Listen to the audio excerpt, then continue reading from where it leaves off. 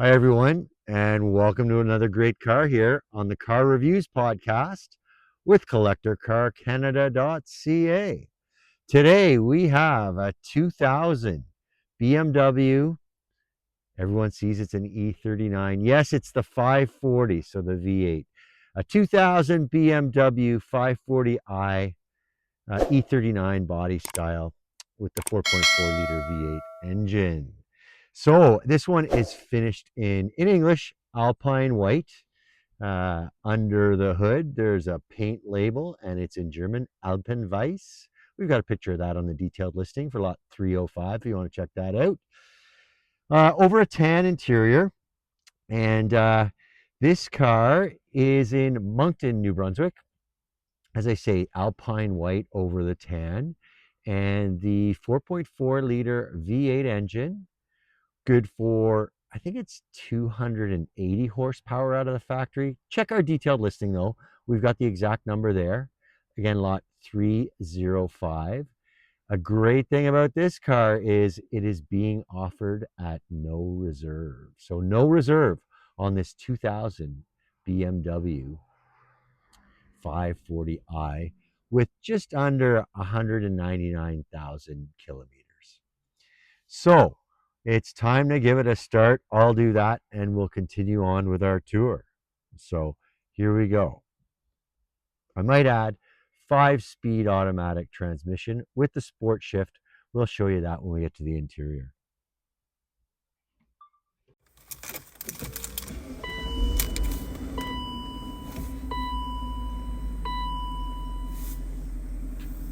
So that was a mildly warm start. We started the car for the first time in several months this morning.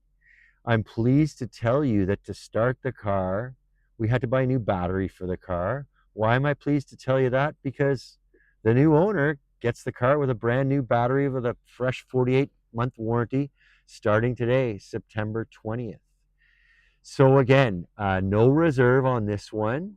I'm just doing the math in my head. We're launching this on September 23rd. So the highest bidder on Tuesday, September 30th, is going to take this 2000 BMW 540IA. Sometimes called the 540IA, just to denote the A means that it's automatic. All right, so that'll do for the startup portion of the car. I'm going to jump out, grab the camera. Let's have a listen to the engine. So here's a nice angle of the 2000 BMW 540IA. I'm going to cruise in now. The engine's still running. You can see the daytime running lights are on. And I'm going to show off this ingenious little handle to release the hood. So I've released it in the cabin already. And then at the grill here, you pull that up and it doubles as a release and a handle. Pretty great. I would suggest that 2000, 2001 might have been BMW at its peak, but I'll allow that there are people who love the modern stuff as well. Okay, so 4.4 liter V8, good for that horsepower rating I mentioned earlier, around 280. Check the exact figure on our detailed listing. And we'll get in close with the microphone so that you can hear this engine at idle.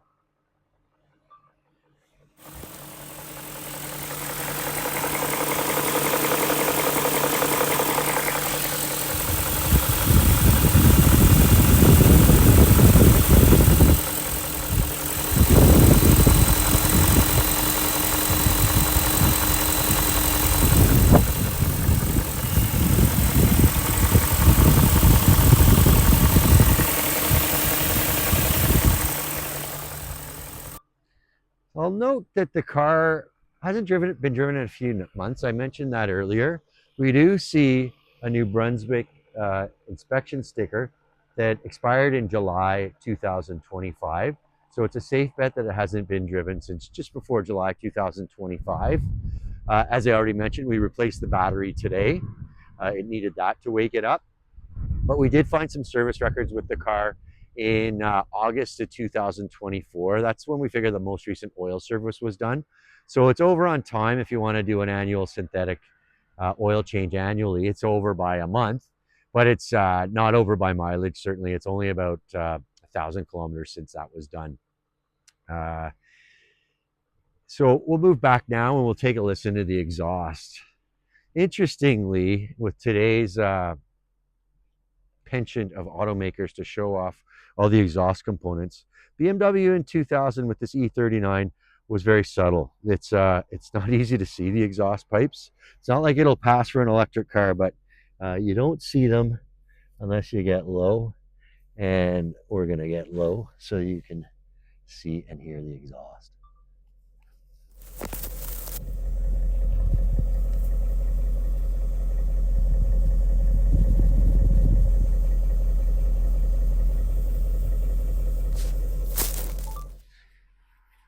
So a nice easy idle. I'll show the tach. Tach's turning at about 500 RPM. So a nice slow idle. I think we're done with the engine running, so I'm going to shut off the key. And we can continue on to the exterior tour of the 2000 BMW 540IA. Okay, so cruising in on the front. Car needs a wash. Lots of dead bugs on the front of it. The BMW emblem as you'd expect to see it, and then the classic BMW kidney-shaped double grille. I noted that the low beams show xenon headlights. The high beams are not xenon. And we also tested the fog lights. There's a little video where we've tested all the lights. You can check that out on the detailed listing. But again, it having been inspected for the province of New Brunswick in July 2024, of course that 2025 sticker indicates expiry, and only a couple thousand kilometers driven since, we don't expect there to be any safety troubles with this car. Moving around to the profile, I see a couple of flaws, and I'm going to point them out to you. But first, I'll show you this basket weave 16-inch BMW rim. I believe it's style 17, but we've got that on the detailed listing as well. And there's a relatively recent set of Michelins on here. So a Michelin tire. They're the Premier all season. And here's the size, 225/55R16 with an H speed rating. And here's the good news, a 2021 manufacture date on that tire.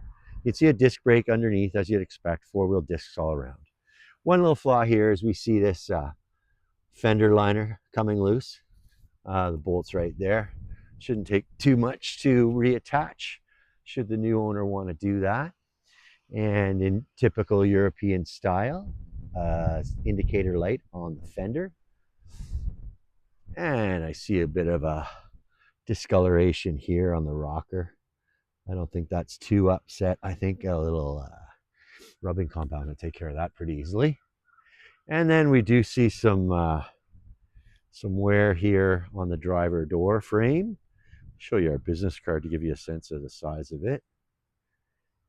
And as I ran my finger over it, I could feel indentations. That paint is not in place, so it's not a matter of buffing that one out. And here's the worst exterior flaw I found, right here on the driver's rear wheel well. There's a bit of corrosion here. Again, there's the business card to give you a sense of the size of it. And this looks just like the paint has been upset, but the new owner will want to get some paint on that to prevent further corrosion. Here's a good look at the Michelin Premier all-season tire here on the rear. It's a square setup on this car. It's not a sport package car. So again, 225/55R16 with the H speed rating. I mentioned the sport package now because the sport package not only would have 17-inch rims from the factory, they're also a staggered set. So this is a premium car, but it does not have the sport package. And I'll also add an interesting piece on this specific 2000, on the 2000 specifically. Last year for the amber indicators on the E39s, up front we saw amber for the indicators, and same with in the rear here. In 2001, BMW went to a clear lens with an amber bulb underneath. I took a look at the glass. All but the front windshield has the BMW emblem. And here's a neat little tell. The antenna for the radio is built into the glass. However, this antenna just promises a little fun goodie on the inside. I won't tell you about it right now. We'll wait to get you into the cabin of the car to find out what that antenna is for. So the rear of the car, you can see underneath the 540i emblem, there's a keyhole. I might add, the car's parked on a bit of a slant. Sorry that we're a little off center there, but we're on a bit of a grade. But that keyhole, I only mention that to note that there are 2 remote entry keys included with the car. Both operate the trunk. There's also a remote entry for the trunk in the driver's footwell. So a good look at the white on tan 540IA on the shaded side. Let's get a close look at that passenger side rear wheel well. See if we see any evidence of that same bit of corrosion we saw on the driver's side. I would say no. As I run my hand over it, I don't feel any bumps. And it's looking a lot cleaner on this side. Not that it was bad on the other, but we did see evidence of corrosion building. Another feature I really like on these cars is when it's time to refuel, they give you a place to put your gas cap. Isn't that neat? Nice and clean inside that fuel door though. And working our way around, the white paint is complemented by that black protective strip all the way around the car. See a little bit of discoloration here as well. Same thing though, I think a little rubbing compound to take care of that. And again, the dedicated indicator light on the fender here, indicative of a European look. And the last of the 4 basket weave wheels to see. I whipped by the outside mirrors. They are color coded, so a matching set on either side. A nice convenience is there's a function whereby this side mirror on the passenger side can be tilted downward to get a look at a curb if you're parallel parking. And there's a good look at the sunroof. Power sunroof, one touch. In fact, when the windows are open like this, heck, I am going to demonstrate it because the key's right here. The window and sunroof open. Fun stuff here. Although it does have the remote control function on the key, if you use the key to lock the door, you can hear the power locks. It not only locks the doors, rolls up the windows, and even gets the sunroof while we're at it here. Pretty fine feature for 2000. I think that shows over there. So I'm going to turn the key the other direction. Who knows, maybe the same thing will happen in reverse. Sure enough, here we go.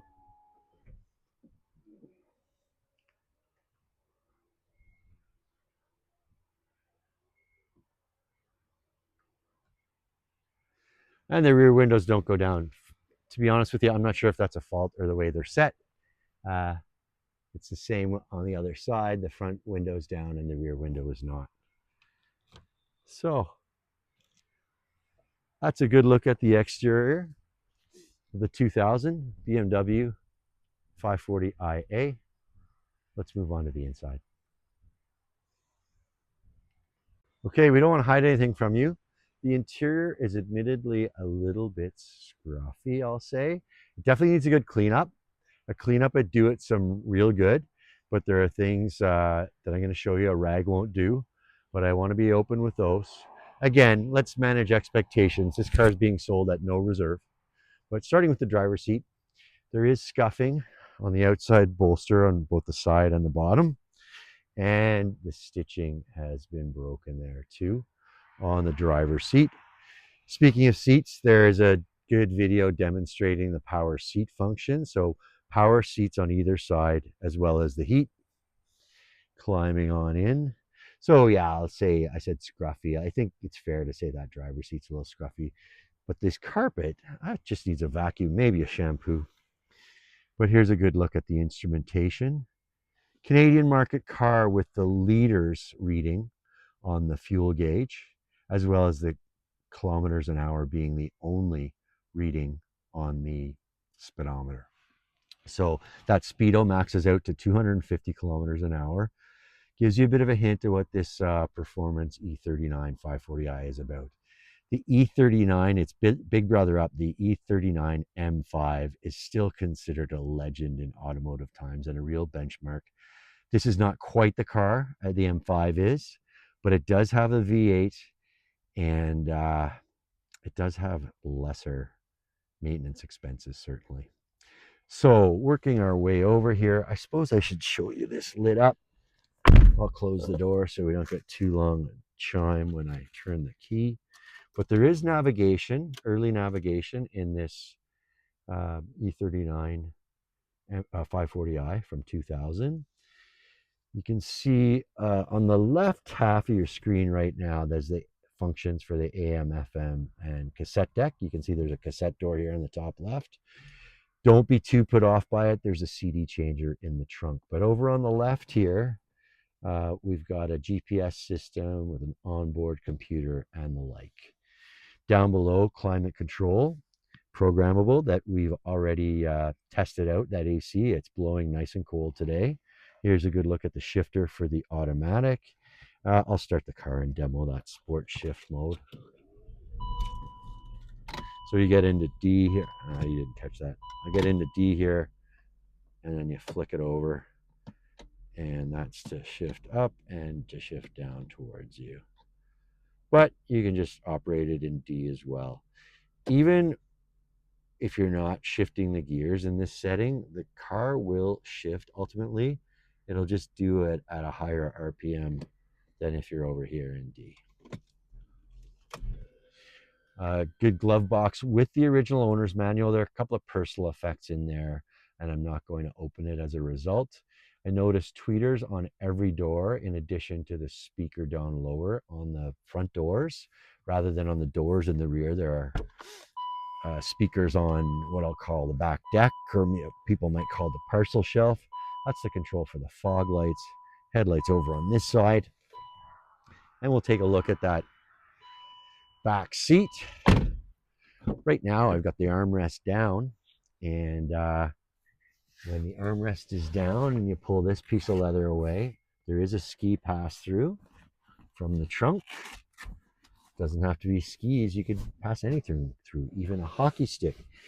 And as I exited the front seat, I realized I didn't show you what I was teasing you about with that accessory antenna or supplemental antenna. But look at this. BMW equipped this car from the factory with a cellular telephone.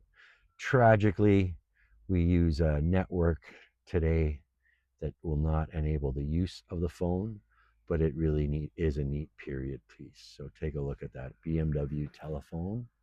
You can see the BMW emblem is there. To let you know it's a factory item, I might add that there's some documentation about the phone from the factory that comes along with the car. So that's our look at the interior. Let's move on to the trunk. So we have a good sized trunk in the E39 sedan, and it's got, I'd say it's decently clean for its age. Some goodies over here on the right. There's an air filter, and in behind there's an oil filter as well. And then there's another part we took a photo of. I'm not sure what it is, but we took a photo of the part number. If we get a chance, we'll look that up. But if we don't, you'll be able to do it with that part number. And then in here are some service records we have photographed on the detailed listing. In behind, you can see a wiper rubber OEM BMW. And over here on the left, we've got the 6-disc changer, CD receptacle for the navigation CDs, and an extra center cap for the wheels. Here's a little fun about the telephone. We can open that up and see underneath. Should have taken that center cap off before I did it. Down below this artificial floor is a spare tire. Interestingly, a different rim, but it's also a different tire. That would not have been the OEM tire, so I expect that spare setup is a replacement. Can't be sure on it though. And a good jack setup there here on the left side. And I'll move these parts that come along with the car, just because, as I showed you on the under the hood, there's no battery up there. It's because the battery's back here. So there's that brand new battery installed today with a 48-month warranty. Also some fuse work, a fuse box, and some wiring work back there as well. But brand new battery. Great start for the new owner. This is another ingenious thing of BMW in the period. There's a toolkit under here. Tragically, this car's toolkit is not complete. So basically, you've got what you need for a tow and a tire change. But those tools are available online should anyone want to complete the set. It is ironic because we've been through the workshop of the owner and he has got tools for days. We are actually auctioning those off next week in a no reserve auction, along with a cache of auto parts. I won't get into that now, but watch for lot 315 next week. So there's a look at the trunk. Let's move to some closing thoughts. So that's our look at the 2000 BMW 540i for automatic.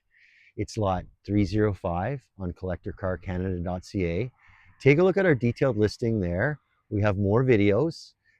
We did a cold start, so super cold. The car hadn't been started in a few months before we switched off that battery this morning, as well as some walkarounds and some driving videos. So as well as the idle videos, hearing the car idle in this video you saw, we do have the engine a little harder at work, getting the car around here in Moncton, New Brunswick. Again, under 199,000 kilometers on the original 4.4 liter V8 engine in this E39 BMW. So again, it's lot 305 on collectorcarcanada.ca. I want to thank you for watching, and we're going to move on to the next car.